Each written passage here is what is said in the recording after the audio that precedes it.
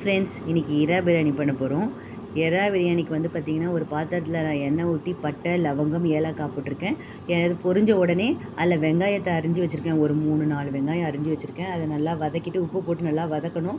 அதில் பார்த்திங்கன்னா red chilli போட்டு வதக்கிடணும். அந்த எண்ணெயிலேயே அது வந்து நல்லா கலர் கொடுக்கும் உங்களுக்கு.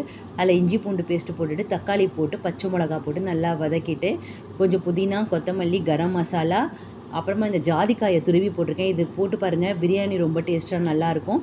தயிர் ஒரு கரண்டி ஊற்றிருக்கேன்.